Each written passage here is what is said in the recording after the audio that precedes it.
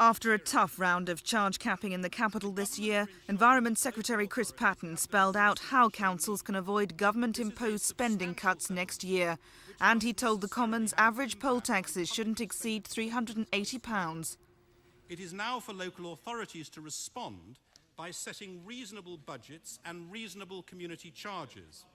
Charge payers want and have a right to expect good services at a price they can afford.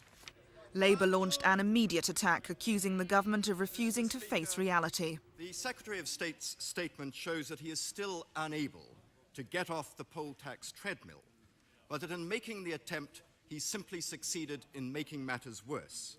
And he's revealed himself as the most centralising and the most damaging to local government, the most centralising Secretary of State of modern times. Charge-capped London Labour boroughs say the government's new poll tax targets spell disaster for local services. Lambeth was ordered to cut £9 million from spending this year after setting the second highest poll tax in the country.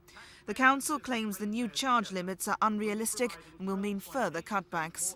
For Lambeth, like every single local authority, what the government is trying to force on us is cuts in services.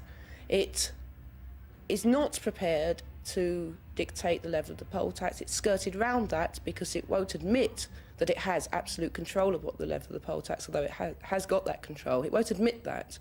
But what it is trying to force is cuts in services, and it really doesn't care what individuals are paying the level of poll tax. And what will happen next year is poll tax bills are bound to go up by at least £50 per poll taxpayer, simply because it is an uncollectible tax which is so difficult to administer.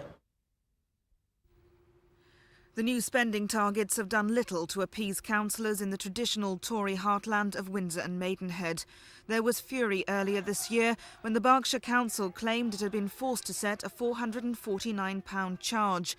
Today's announcement was met with dismay. Councillors fear they'll have to set an even higher poll tax next year. It would appear that the total increase in the grant that we're going to get and the assessment of our spending hasn't changed, so we have been given no special treatment, and the particular factors that we have put to the Secretary of State, which made the grant last year, as far as we were concerned, very inequitable, have not been taken into account. Businesses also claim to have been hit. Many shops and firms in London and the South East faced rate increases of up to 30% this year. Today's announcement of a 10.9% increase in the uniform business rate has been condemned. It's an inflationary own goal. For the government to build in 10.9% increase into the uniform business rate, what we hope will be the highest, the peak of inflation, for prices which will come into force in April 1991, is extremely inflationary at a time when companies in London and the South East are suffering the most difficult competitive problems. The Environment Secretary's announcement came on a day when it was revealed by the government's own audit commission that 1 in 5 Londoners still haven't paid any poll tax, and the commission's predicting that some London authorities could face an inflammable situation by the end of the year because so many people are changing address, making collection difficult. This is Jane Ball for Thames News.